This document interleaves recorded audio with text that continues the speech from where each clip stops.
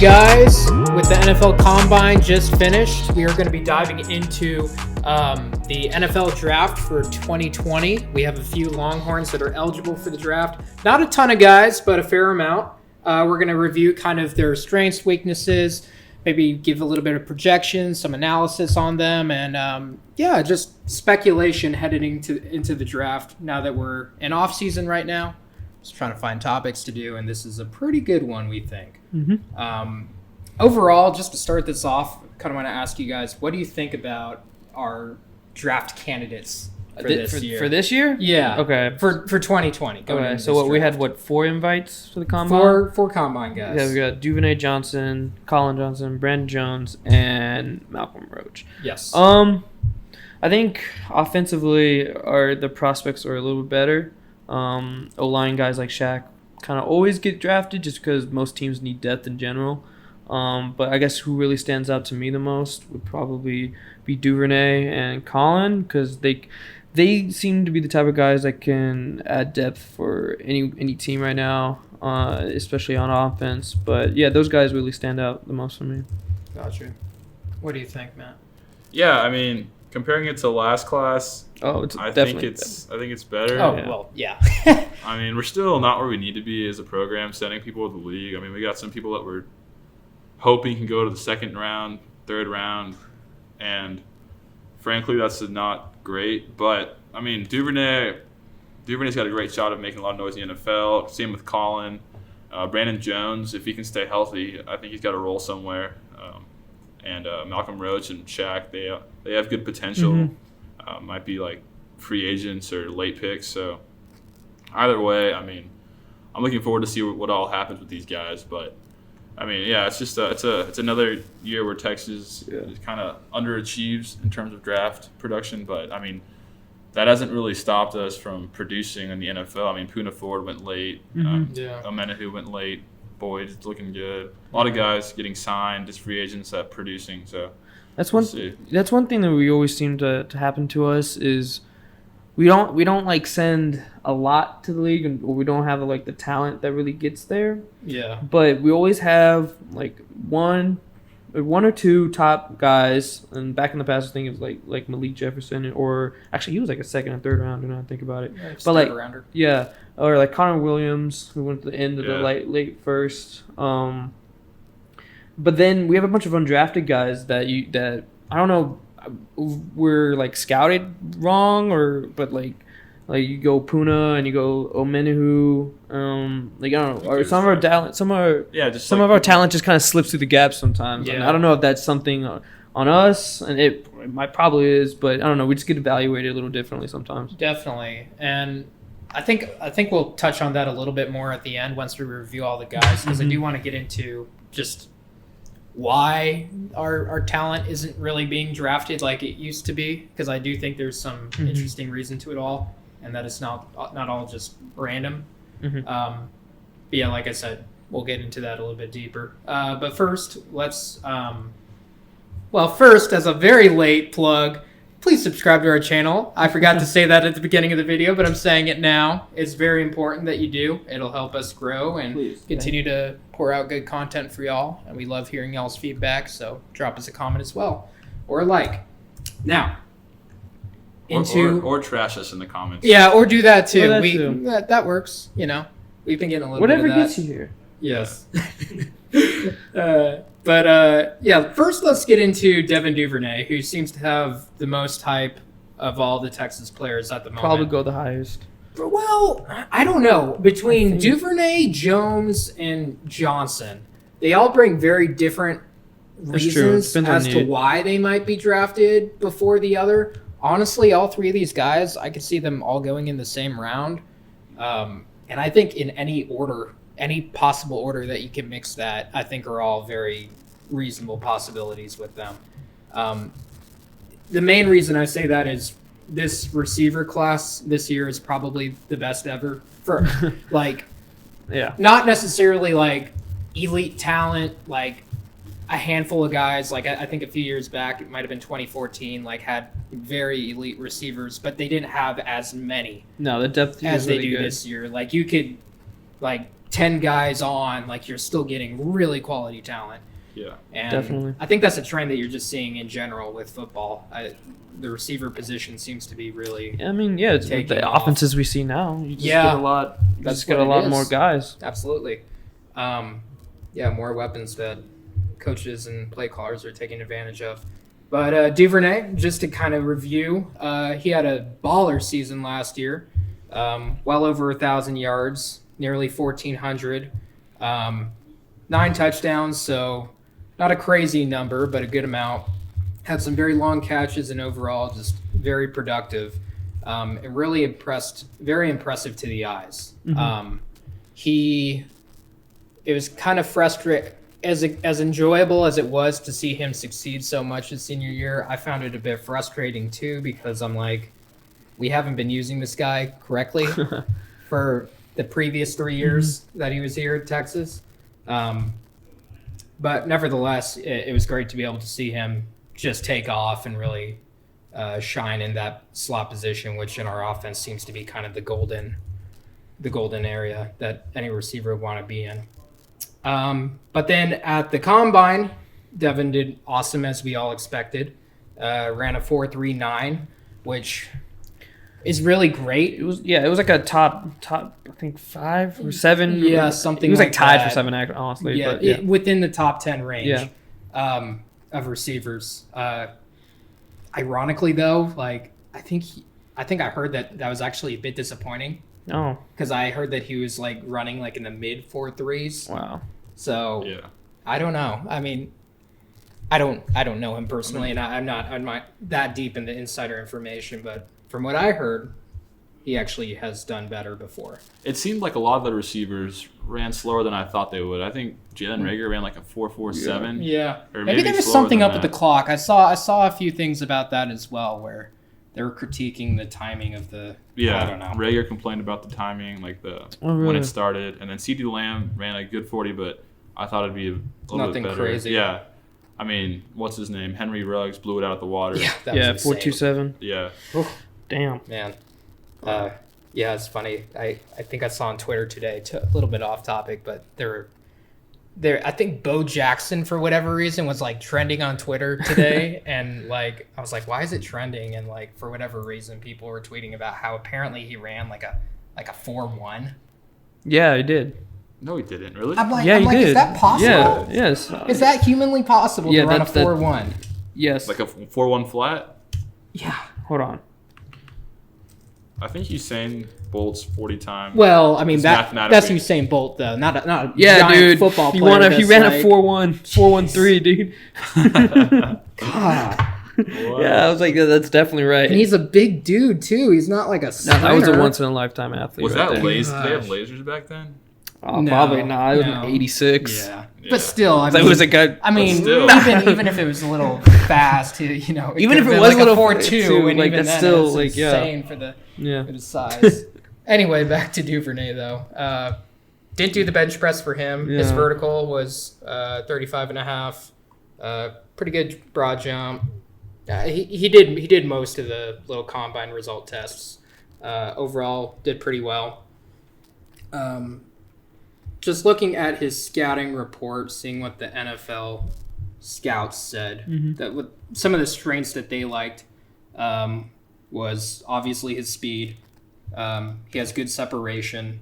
They love his aggressiveness, which we all love as well, that he blasts through tacklers whenever he has the ball.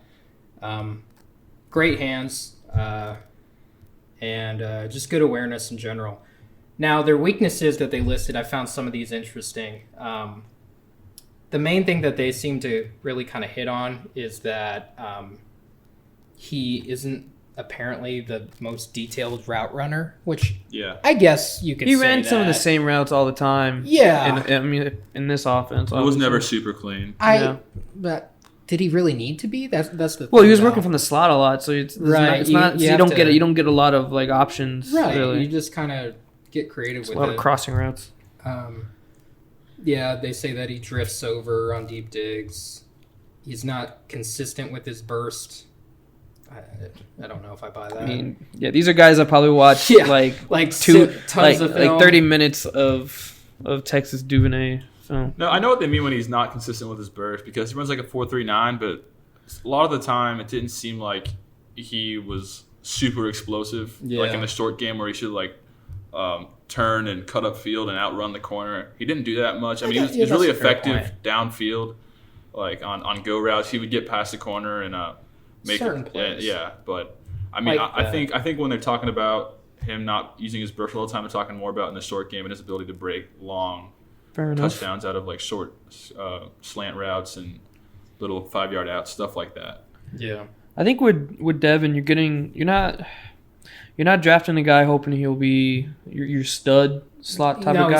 He's not a Amari Cooper. He's not but his floor is pretty safe though. His floor is pretty safe. Yeah. That's why he's getting more hype than usual. I mean, obviously we all know he barely dropped if any passes, and he was just a sure-handed receiver. Yeah. So teams like that, and from what I mean, anyone can project where anyone's gonna go. But if you look at teams like the Chargers or like the Cardinals, Chargers use like Austin Eckler, same kind of body type, same kind of body type, running back, kind of small, but they pass to him a lot, and they have guys like back in the day had guys like Travis Benjamin, stuff like that, the really small speedsters guys that they really type of guys that they like, and then with the Cardinals. I think. Well, a lot of people are comparing Duvernay to I'm blanking on his name all of a sudden. I just Kirk? had it though. Debo Samuel. Yep. Debo Samuel. Yeah. Yeah. No, actually, that's a good comparison. Kind of a running back. Yeah, running back. Receiver, hybrid. Get him on the wheel route and everything. Yeah, absolutely. Yeah. But, What I was gonna say about like the Cardinals though is I think Kingsbury has like an affinity for small receivers. Like you just look at the guys he drafted: Kristen Kirk, Andy Isabella. He likes to get, and especially that type of offense he runs. They run. I think he's one of those guys that fit him pretty well there. But who knows where he goes, especially when you're being projected in the third round. Right. Maybe even the Eagles too. They haven't had a reliable slot guy since like Jordan Matthews. Eagles need receivers. Yeah. They need to stop relying on solely Ertz, basically. Yeah. So, it's just Ertz in the middle of the field. Yeah. And then the only other weaknesses really are just lacks length, but he's at the slot. There's smaller guys than him. And you can get away with that, stars in the NFL. I think measurables honestly are a bit overrated, but you see hit and miss on that. But yeah, overall he got I believe the NFL graded him as a 6, which is kind of a mid-draft guy, either backup or boom or bust, kind of in that region. So definitely not like a first 2 rounds, but I definitely see him either going anywhere from rounds 3 to 5. I'm hoping it's not 5 because I think he deserves a lot better than that. There's no way it's 5. I mean, this receiver class is so deep, and there's so many good guys, and honestly, I don't think you can miss on a lot of them. I mean, of course, we don't know what's going to happen. We can't read the future, but I mean, there's so many other guys that are like around the same level that he's at that I would not blame you taking Mims over him. I would not blame you taking Rager over him. Of course, Judy and those other guys. Like, I mean, there's so many great receivers that honestly, like, it's a pick 'em. I think the cutoff for me, I went through all the receivers in the draft where I'd put Duvernay. I'd have Judy ahead of him, Ruggs ahead of him, CeeDee Lamb ahead of him, Laviska Shenault ahead of him, T. Higgins ahead of him, Justin Jefferson ahead of him, Jalen Rager ahead of him. Yeah, Jefferson. Maybe not Rager, I'm not sure, but kind of Jalen Rager, Michael Pittman. You have him above Mims? I'd have Mims. I'd have him ahead of Mims, barely. I think Mims' upside is definitely higher, and he ran that fast 40, but I think he's had issues with catching the ball, and that cost him a lot at Baylor last year, although he will make the big highlight plays. But I think right between Jalen Rager, Michael Pittman, right in that area, around like 10 or 11, I think that's where he fits as far as like rankings in this class as a receiver. And you just don't know where that'll end up. And that's just me with like my biased view and like watching a lot of film on Duvernay as a Longhorn fan. So yeah, I mean, it's just super deep. And there's a lot of people behind him, like Tyler Johnson, you said Denzel Mims, Van Jefferson, that could just easily go ahead of him just based on what a scout or a coach likes. And yeah, it's just receivers. There's really deep class, and it always seems to be that way now. Yeah, seems like it. And then I guess last thing on Duvernay, you're saying Eagles as a potential landing place. Mhm. I don't know. I mean, with teams, it's very hard to tell, especially with these like mid draft guys. At It's mid just- round, you don't know. I feel like half the time after the first 2 rounds, I feel like teams don't really draft on unless they have a glaring need. They're looking for upside. Yeah, I also heard that the Packers are Oh, that'd be might interesting. be interesting. Yeah, I would love interested in that. have him. And then of course the team of all evil, the Patriots, which I would not. Well, if Brady's leaving, I don't want him to go to a bad team. But That's true. I don't know if the He Patriots could tear it will up on the do that. Patriots. Yeah, I feel like he fit Absolutely. that system well. And then they also list the Cowboys, but I mean, any Texas receiver is gonna immediately Be make a the Cowboys linked. list. Yeah. So, yeah. All right, let's go to Colin. Let's do Colin, yeah. So Colin Johnson, unlike Duvernay, did not have a super stellar year, being that he was out a lot for injuries, and even when he did play, he was injured. He never seemed to be fully 100%, which I think is going to hurt his draft stock in the long run. What he does have, again, unlike Duvernay, is measurables. Yeah. 6'6" frame. Kind of his whole stock right now. His long arms, pretty good weight. Hands, ironically, Duvernay has bigger hands than Colin. I found that interesting. If you're into all those measurables, and then of course just super high character guy. And I heard also that apparently the agent that he's working with is also really good for selling Colin, and they pair well. Mhm. He again didn't have a super stellar season, but he has a lot of good film and shows a lot of acrobatic ability. He makes some very impressive catches, and then of course uses size as an advantage and all that good stuff.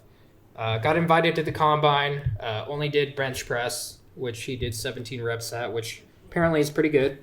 Yeah. I mean, nothing like insane, but Yeah. better than It's a in the lot top of half receivers. of receivers. Yeah. So that's good. And then, let's look at scouting reports. Strengths, they say, size. Another strength that they listed is that his father is a 10-year NFL vet, which I found kind of interesting, but I guess, having a dad in the league kind of Definitely helps you know what to expect and kind of how hard you have to work in order to make it that long. Physicality, route running's pretty good. Ability to make the circus catch, high points to ball pretty well. I mean, you definitely saw that in his junior year film. Yeah, I And mean, the if he would have high left pointing after his was junior great. year, he Yeah, would have been a little bit higher, obviously. soft hands, and then good as a run blocker. No, yeah.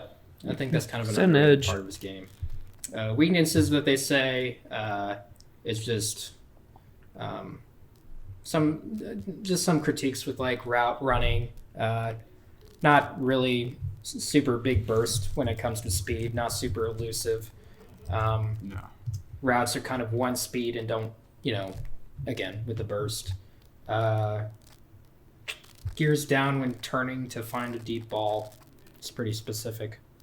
All right. Yeah. Sure. And then they list what we have given a knock on Colin basically his entire time at Texas. Needs to impose his size on opponents. Yeah, there is some times where he kind of fades away. Yeah, He doesn't I think impose he's as well. definitely improved since his freshman year, but yeah, at the NFL level. Yeah, You he needs to go expect him to- full Mike Evans. No, he really does. Mike Evans is great at using his He's size. crazy. Oh, Mike Evans is big too. Yeah. Thick. Y'all have anything on Colin? Kind of your thoughts on? I'm really interested in to see what his 40 is on UT Pro Day. Yeah. I think he has to get under a 4.6. I don't know if he will. He'll probably end up like around 4.62, 4.63 in my opinion. But he says he can hit a 4.5, so I think that'd be really big for him because, I mean, with his injuries that he's had, they've been lingering, and they're still not even fully fixed. Like he's not. It's kind of been like chronic recently. So, I mean, he's got to show something at this pro day. He's got to show he's got speed. He's got to show he's getting healthy. Because he's in that danger zone where he's looking at like a day 2 and the end of day 2. Yeah. And I mean, honestly, with our luck in the draft, he could end up just going undrafted. I mean, I don't think he should at all. I don't think he will. He won't. He has too much. His measurables are too good. His intangibles are too good. He's got good film. And he has. He can also be like, character exactly. Yeah, you can just be like, look at the junior year instead of the senior year. I was injured. So I mean, it really helps. He should go like 6th round. I would probably hope. yeah. I mean, he's got almost the same, just slightly lower grade than Duvernay, which actually surprises me. Well, maybe I'm underselling. Maybe I don't know. I don't know. NFL is weird with measurables because sometimes they just completely fall head over heels in size and speed and stuff that isn't necessarily like, can the player actually play? Yeah. So. I mean, you can have a whole debate on whether the 40 means anything. Yeah, that too.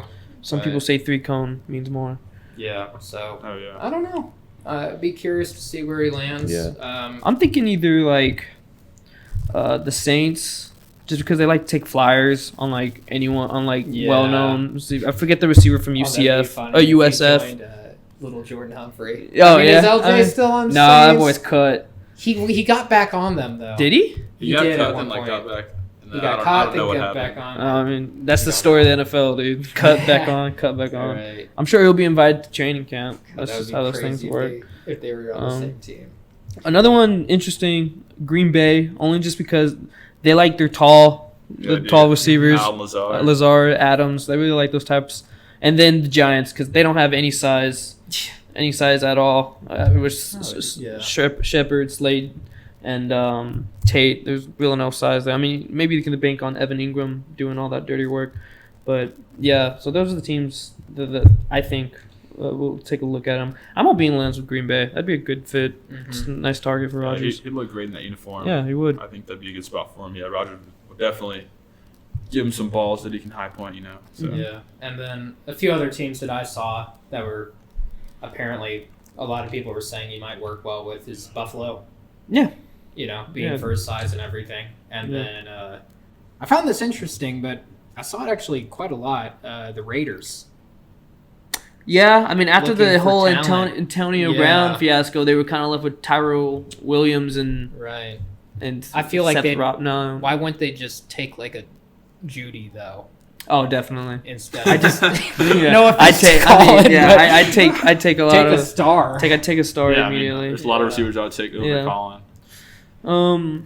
But yeah. So don't sleep on the Broncos either. Outside of outside of Cortland Sutton, there's no one since Emmanuel Sanders is gone. So who knows? Yep. On to the next. Brandon Jones. You take the lead for this. So I feel like it was like yesterday since we recruited this guy. It went fast. It went fast. Stole him from the Aggies. Yeah, exactly. I mean, he was a captain of our secondary. He really anchored the ship as much as he could there. I think what's really gonna help him in the next level is his ability to play like early downs, because he's really good at like run help. But the run help helps him stay on the field a lot because he plays those early downs and start. The only thing that concerns me and concerns a lot of the experts is that he doesn't play the ball as well as he should. Ball skills. I think he's not a good center fielder. I mean, I think he had like 4 interceptions on his whole career. I think they all came. Yeah. Well, I know. I think it was 2 last year and 2 this year. Yep, you're right. Yeah. 2 and 2. But yeah, I wasn't able to participate in the combine, but he did do something really cool. Was he broke down every single play of all defensive play of all 32 teams? So I mean, that's got to mean something to some scouts. Oh yeah. So I think he'll be a really good like run stopper. But I mean, in schemes where, especially nowadays with NFL going pass heavy again, he might get exposed a little bit. I mean, you have a lot of good safeties ahead of him, like Delpit and McKinney. So obviously those guys are going to get all the love and attention. But you can definitely make some teams happy. But he's not bad in pass coverage. He's not bad in pass coverage. He's really bad at like jump balls against bigger receivers. He has no idea how to time it and play those balls. I mean, he'll definitely improve. It reminds me a little bit of like a hybrid a little bit. I feel like he I was gonna say, would you see him put him closer to the line? Put him exactly. I think he could do that a lot pretty well. I know the Seahawks love doing that with their safeties, especially since when they like traded for Condre Diggs, that's the way they use him. Yeah. It could be like a box safety, like a Janoris Jenkins a little bit. But yeah, he might have to move around a little bit just to get the most impact out of him, because I don't see him staying as the center fielder in the NFL. And he can. I think he played some nickel here at Texas, a Joker. He definitely came down a lot and kind of played as like a linebacker at times, like a third linebacker. And so, yeah, he definitely has that in him. So I think that's where he fits best. And just trying to keep him away from being the last line of defense on those jump balls against the Michael Thomases of the league. That would not be good. So yeah. I found this really funny as a strength that the NFL lists on their scouting report. They say will play with pain. Nice. Did he play injured? He was always in and out, so like I'm. No, yeah, he was limping around. Definitely, he was limping dude, around. don't you our whole secondary was like every collision, someone's like getting up, like chugging an arm. Osai was half dead. After the series. Yeah. Special teams. He was always pretty good at too. So he'll be a special teamer here in the NFL for sure. As a freshman, he blocked a bunch of punts. That's how he got on the field at first. Right. And that's where he first realized this guy's gonna be Punt good. block. So he could definitely. He did make an do punt impact safe there. too. For Yeah. And he was pretty good at that, except for the Oklahoma State game. That was just one. He had Drop punt. something happened in his brain that Yeah. day, but usually he's really good at punt safe. And I mean, he could break some too. I remember against Maryland 2 years ago, he broke some, and then against Kansas State, he had a big one. So yeah, as a punt returner too, he might be a guy that you could look at down the line. And then again, another good character guy. I mean, honestly, Absolutely. I think all these seniors in our that have been eligible to be drafted are all pretty high character, which I guess is a good thing for Texas. I mean, better than a bunch of not high character people. But yeah. Anything else on Jones? Just one thing where I think he might land up. I think he might land up on the Falcons. Oh. Only because they have no talent on the back end of like the safeties, and also I think he could back up Deion Jones in my opinion. That guy's always hurt, and they kind of play the same way. Deion Jones is kind of a hybrid, and the way he gets hurt, and I could see him just kind of mentoring him and playing him right behind. But who knows? So maybe the Falcons. Mm-hmm. Cool. And I did read that he has met so far with the Cowboys, the Packers, and the Texans. So Cowboys would be interesting. I wonder if they're thinking Byron Jones? Yeah, Byron Jones. Back up Jones with Jones? Yeah, leaving. I don't know. Hope not. Oh. Yeah, I didn't even think about that. Yeah. They still have like 3 guys to sign. Yeah. But someone's walking. Mm-hmm. They're going to get Brady, dude. No, Brady's going to the 49ers. Have you seen those? No, really? Today, that's been the talk today. Is it looks like my Garoppolo and him might flop. Go back to New England and he go to God. San Fran. I don't know. I think that's a fair swap. I mean, both teams would be happy with that. I think Belichick would be ecstatic with getting Garoppolo back. Yeah. Don't sleep on the Chargers though. Chargers need tickets to sell. That's true. And they can't. Have you ever seen a Chargers home game? It's like it's like bad. 50% Well, it's 'cause they the other moved team. them. Kansas. Yeah. Yeah. That stadium's small too. Yeah. Is there a new stadium almost built yet? No, it's built, but no one's gonna be there. I'm telling you, man. And Phillip Rivers is gone, so like He's they need a quarterback. They need a splash. Yeah. Need a guy. Well, Tom Brady talk. Yeah. All right. Next up, we got Malcolm Roach. He was the fourth combine invitee, and he had a pretty good day. I mean, what stood out was his weight. He came in at 300 pounds, pretty much 297, and he ran a 4.84, which is really fast for that size. The main knock on him that people were noticing immediately is just he's really short-limbed. He's got small hands, short arms, short wingspan, and that's not good as a lineman. But That's key. But yeah, I mean, Malcolm Roach, the things that the scouts do like was he's like unanimous team captain, coach's son, definitely a guy you want in your locker room. And he had good production. I mean, he started pretty much almost every game at Texas, starting from his sophomore year. He didn't really start but he played a lot as a freshman. But he had like 22 tackles for loss, over 120 tackles. So, I mean, he made a big splash, and it's just kind of, Todd Orlando's system doesn't allow defensive linemen to put up huge numbers and make huge highlights all the time. Mm-hmm. But even then, like this year, he definitely, I don't know, he flashed. To me, this year was his biggest year behind his freshman year when he was in that Charlie Strong defense that really, showed off his ability. Yeah. So I do think he actually performed pretty well. Probably our best defensive lineman from a performance standpoint this season. Yeah, you can make Right? it. Yeah. I say so. Yeah, so another thing about Malcolm Roach is his body definitely needs to transform it a little bit going to the NFL. It needs to put on probably a little bit more weight and the right weight because everybody's saying he needs to move inside. Personally, I don't know if he needs to move inside or not and try to go defensive tackle I route. don't know if he's big enough for that. Yeah, I mean, Yeah. Well, I mean, you'd obviously he'd have to get put on bigger, weight, but I kind of like him at the hybrid role he's at. yeah. I mean, being 300 pounds and running a 4.8, Yes. Pretty I think crazy. you might want to just think about trying to shrink him a little bit and Yeah. keep him on the edge or even outside linebacker at times.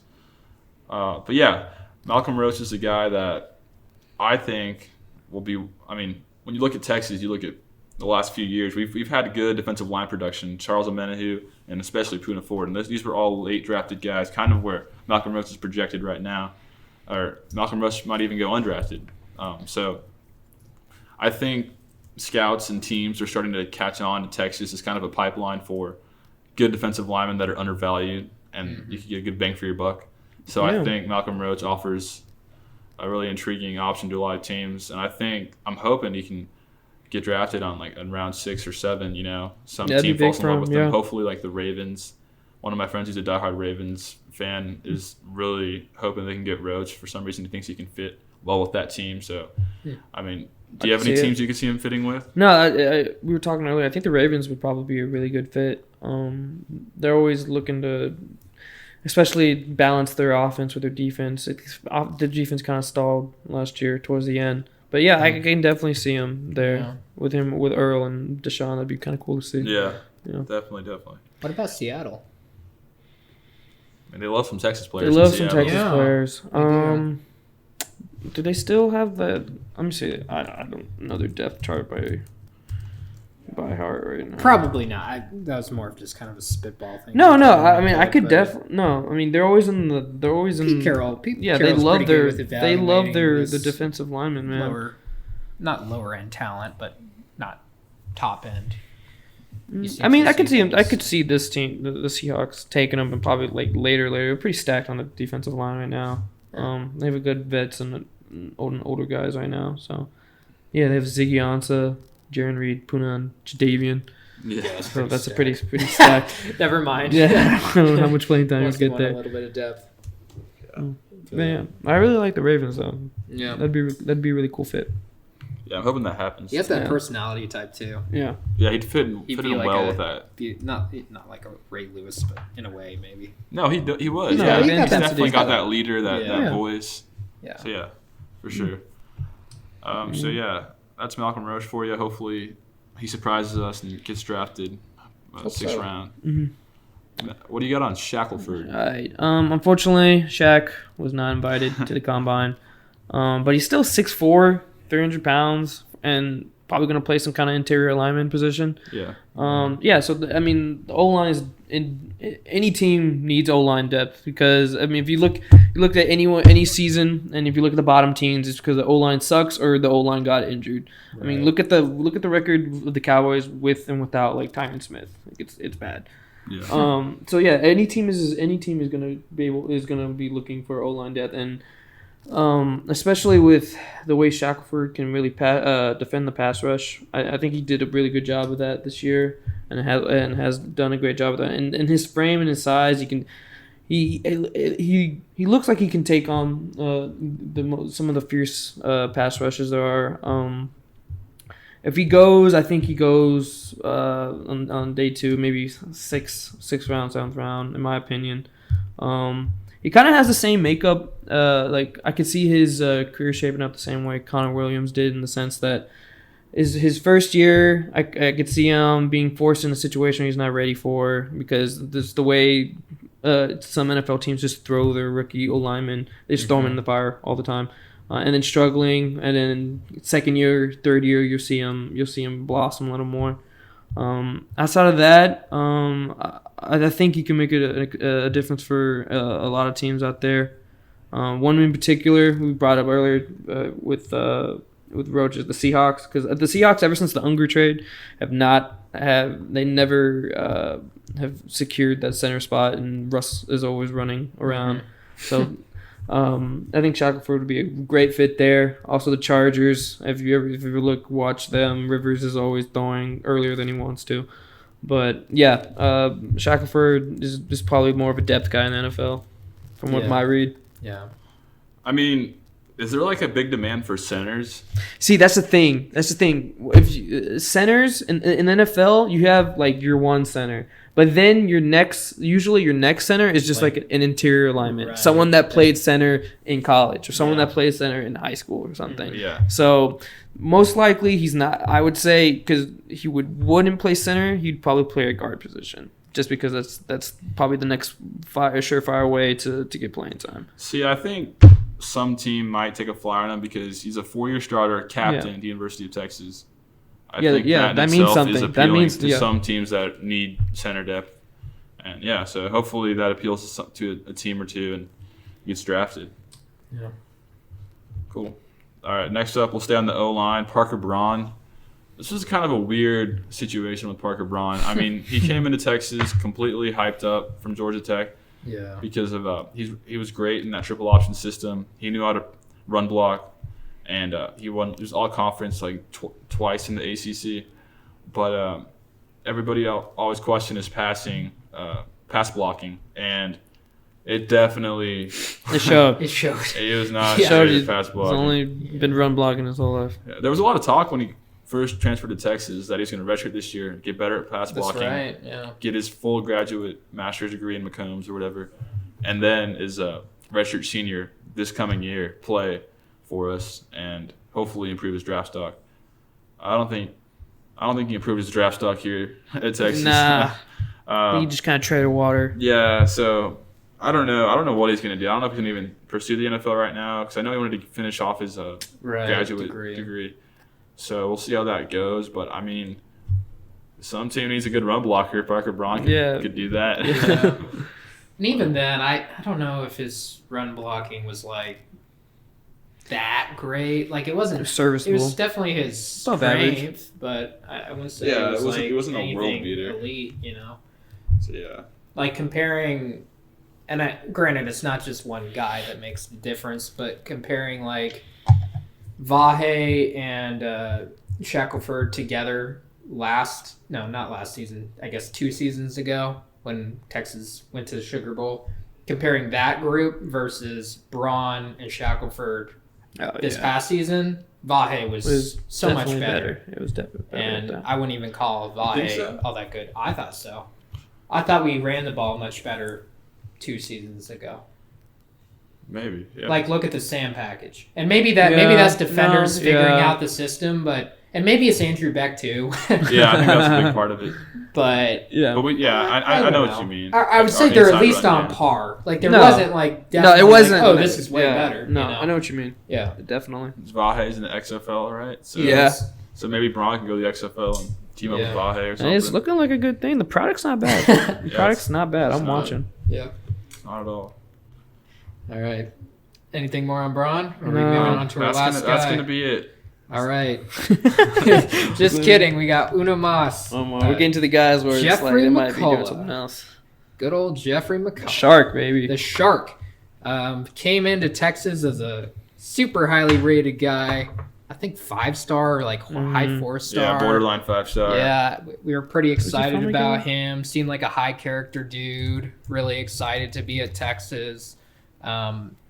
Showed flashes on occasion, like, you know, a play here, a play there, but just never seemed to get it all together at a college level.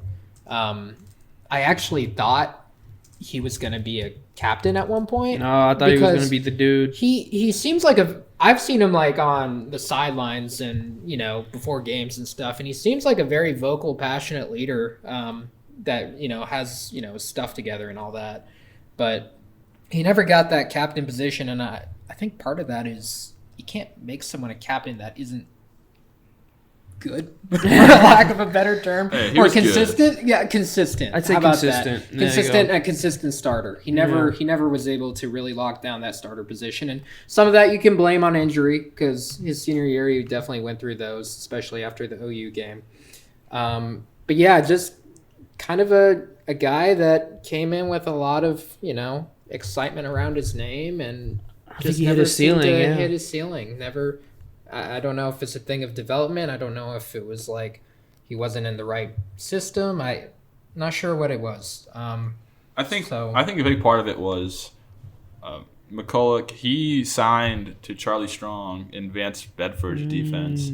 Yeah, and then he gets thrown into this Todd Orlando defense. Maybe that's part of it. Year two. I feel like that's definitely part of it. And I mean, the Todd Orlando defense is very particular. It's very exotic. It's not for everybody. It's a certain type of linebacker. And Malcolm Roach is kind of weird with his, like, he doesn't have a normal linebacker's body. He's really big. He's kind of built like a D lineman. He is, yeah. And he's pretty fast for his size, but I think that was part of the reason that he just never really stuck. I mean, they tried to put him at Rover, and he had trouble keeping, Deli off the field and Mitchell. And as a senior, we were expecting more. I mean, he had a good spring game. He picked off Sam. That's right. Like, this guy's going to have a big year. I also thought, like, this guy could be the captain. He's going to be leading our defense. And I don't know if I think he was like not an honorary guy, but I know for like Big 12 media days, like there was the captains that spoke to the media, and then he got selected for some other thing. The academic one. Yeah. The academic. And he is, and that is definitely is the strength of McCullough. He is a very academic guy. Got his degree, like, I think within 3 years or something. Yeah. He's like in the master's program at UT, you know, savvy businessman. Just strikes you as a very intelligent guy that beyond football, you just know that he's going to be very successful and, you know, never got into trouble or anything. Yeah, he doesn't need the NFL. So no, he really doesn't. He doesn't need the NFL. He's got outside ventures set up. Yeah, so regardless of what happens with him, whether or not he somehow works his way in, I think he's going to be fine. Nevertheless, should land on his feet pretty well. Cool. Well, yeah, that is all for our draft eligible seniors for the 2020 draft. I guess last point that I wanted to touch on the end that I wanted us to come back to and kind of end with here is the reasoning as to why our guys aren't getting drafted earlier. And I think the reason is we haven't produced. we haven't developed. I think well, I don't know about the suck thing, because there's a lot of guys that like come out of Boise, not that Boise State's a bad program, but Boise State and like UTSA and like these small schools out of nowhere that'll just get these unknown guys that turn into NFL stars. I wouldn't say it's that we suck. I'd say is that we aren't developing guys very well. And I think Texas almost has a negative stigma around it, probably since, the mid-2010s? Yeah. That we've just had they have stars that go there that die, that lose their, star potential. So... Hey. Yeah, all right, so I'm gonna that's the stigma. Doesn't mean it's accurate. I'm gonna flip the script on this. So let's look, we only had five people, or like 4 people projected to go to the NFL. Only like 6 or 7 graduating seniors. That's good. That means that next year we're gonna be really good. Next year I'm not worried about. Joseph Osai, all the 2018 class eligible, Caden Stearns, BJ Foster's. Foster's. Sam. The Fosters. Yeah, Sam. Too. Next year should be the year where we finally get some first-round love. I'm hoping, whether it's Osai or Caden or Cosme. Yep. They're all projected first round as of right now. I checked like a few days ago. Not Osai, but Cosme and Stearns. So, I mean, small class of seniors, which is good for the next season, and hopefully next season we can finally reverse the trend. once and for all. Yeah. Yeah, that's About just I timing. wanted to chime in on that No, before we ended. It's a good point. Yeah. Would you agree with that though? That the reasoning that as to why we haven't been getting a lot of big time draft talent is development problems, or that we have Texas has a bad stigma right now when it. I mean, I think we definitely have a bad stigma right now. I don't think it's necessarily true. Development wise, I don't know. I don't know if it's more development or more scheme, because I mean, you can develop your guys into being really good guys in your scheme, but that scheme doesn't translate to NFL scouts. So I think that might happen a lot more than we think, and we see it with a bunch of our undrafted guys. I mean, hell, look at like Chris Boyd or someone like that. He's better. He's putting. I mean, for his rookie season, he had a better season. I mean, than what his senior season probably looked like here. Yeah. So I don't know. I really think it's that though. Yeah. Well, all right then. Thus concludes the end of our draft video. If you guys have any additional thoughts about the draft, about these players, please leave them in the comments below. We would love to discuss outside of this video with y'all. And then, of course, drop us a comment. Let us know if you like this video. If you didn't like it, why? And we'll continue to crank out good content for y'all. Spring ball is coming relatively soon. So we're still looking. We're open for new topics. So if you have any video content ideas, drop us a comment, send us a tweet, let us know what you want, and we will probably deliver. So with all that said, see you guys later.